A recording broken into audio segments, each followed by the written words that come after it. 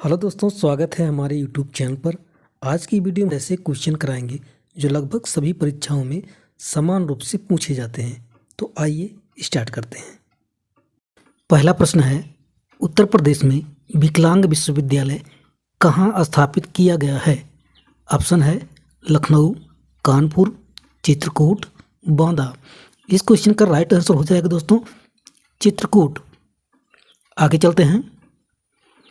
उर्वशी किसकी रचना है? ऑप्शन है जयशंकर प्रसाद, सुभद्रा कुमारी चौहान, रामधारी सिंह दिनकर, सुमित्रा नंदन पंत। इस क्वेश्चन का राइट आंसर हो जाएगा दोस्तों रामधारी सिंह दिनकर। जीतने की इच्छा के लिए एक शब्द है। ऑप्शन है जिजीविषा, जिगीषा, विजेच्छा, जेच्छू। इस क्वेश्चन का राइट आंसर हो जाएगा दोस्तों जिगीषा। यानी हम कह सकते हैं कि जिस व्यक्ति में जीतने की इच्छा बहुत ज़्यादा हो उसको हम कह सकते हैं कि इस व्यक्ति में जिज्ञासा जो है बहुत ज़्यादा है। इसी प्रकार से दोस्तों ऑप्शन ए में जिजीविषा दिया हुआ है, तो इसका मतलब होता है दोस्तों जिस व्यक्ति में जीवित रहने की यानी कि जीने की इच्छा बहुत ज़्यादा हो उसको हम कह सकते हैं कि इस व्यक्ति में जिजीविषा जो है बहुत ज़्यादा है। आगे चलते हैं। निम्नलिखित में से योग रूढ़ शब्द है। ऑप्शन है विशालकाय, पुष्प, कुमुदिनी, पंकज। इस क्वेश्चन का राइट आंसर हो जाएगा दोस्तों पंकज। पंकज शब्द जो है दोस्तों वो योगरूढ़ शब्द है। रचना या बनावट की दृष्टि से शब्द तीन प्रकार के होते हैं।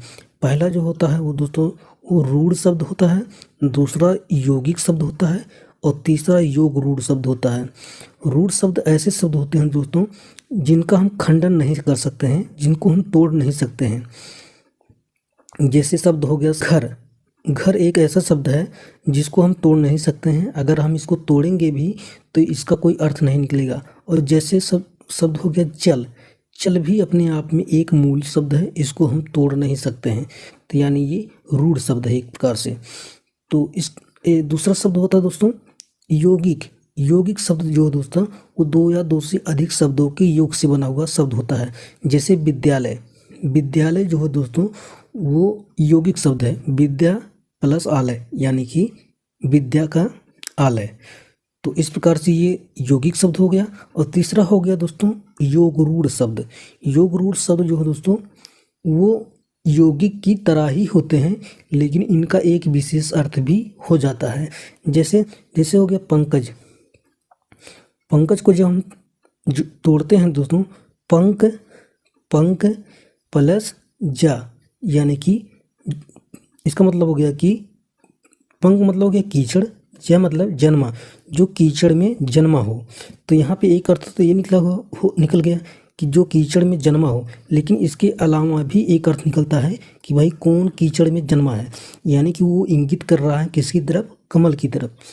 तो इस प्रकार से विशेष अर्थ होने की वजह से ये जो है पंकज जो है एक युगरूढ़ शब्द है। आगे चलते हैं। ई प्रत्यय किस शब्द में नहीं है? ऑप्शन है तेली, चमेली, माली, अलबेली।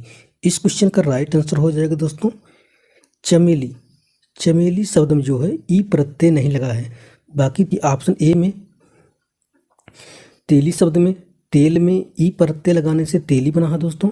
और माल शब्द में माल में ई का जो है प्रत्यय लगाने से माली हुआ है, माली शब्द बना है। और अलबेली शब्द में जो है अलबेल में ई प्रत्यय लगाने से अलबेली शब्द बना है दोस्तों। और इसके अलावा अलबेला भी एक शब्द है, उसमें जो है अलबेल में आ का प्रत्यय लगाने से जो है दोस्तों वो अलबेला हो जाता है। तो इस प्रकार से चमेली एक ऐसा वर्ड है जिसमें हम देखेंगे कि कोई प्रत्यय नहीं लगा है, इसमें हम परिवर्तन नहीं कर सकते हैं। तो आगे चलते हैं। प्राचीन शब्द का विलोम है। ऑप्शन है नवीन, अर्वाचीन, वर्तमान, समीचीन। इस क्वेश्चन का राइट आंसर हो जाएगा दोस्तों अर्वाचीन। प्राचीन का उल्टा अर्वाचीन होता है। आगे चलते हैं। हिंदी वर्णमाला में संयुक्त व्यंजनों की संख्या है। ऑप्शन है 3, 7, 4, 5। इस क्वेश्चन का राइट आंसर हो जाएगा दोस्तों 4। हिंदी वर्णमाला में 4 संयुक्त व्यंजन है, छ, छत्री वाला छ, त्रय, ज्ञ और श्रय, ये 4 ऐसे वर्ड हैं जो कि संयुक्त व्यंजन हैं। आगे चलते हैं। स्त्री का पर्यायवाची शब्द नहीं है।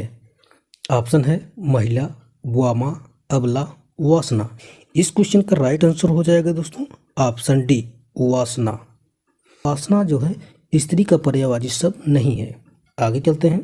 चिकित्सक का संबंध जो है दोस्तों रोगी से है, उसी प्रकार से वकील का संबंध किससे होगा। अब यहाँ पे थोड़ा सा हम समझते हैं कि इस क्वेश्चन को इस प्रकार समझते हैं कि जब हम बीमार पड़ते हैं तो धीरे धीरे उसी चीज़ का हम जो है रोगी हो जाते हैं और उसके इलाज के लिए जो है हम चिकित्सक के पास जाते हैं। जब हम किसी मुसीबत में या किसी केस में फंस जाते हैं तो हम अपनी तरफ से जो है वकील करते हैं, तो हम ही जो है वो मुवक्किल कहलाते हैं। कहेंगे कि जो है कि वकील के क्लाइंट को भी हम ग्राहक बोलते हैं। तो भैया ग्राहक का मतलब क्या है? ग्राहक आपसे कुछ लेगा, आप ग्राहक को कुछ देंगे, तभी तो आपका ग्राहक हुआ। मान लीजिए आप वकील को आप पैसे दे देते हैं, वकील आपको क्या दे देगा बदले में? आपको वकील तो उससे जो है उस समस्या से छुटकारा दिलाएगा, उस केस से उस केस को आपको सॉल्व करके देगा। तो उसी प्रकार से जो है वकील का संबंध जो है मुवक्किल से हो जाएगा।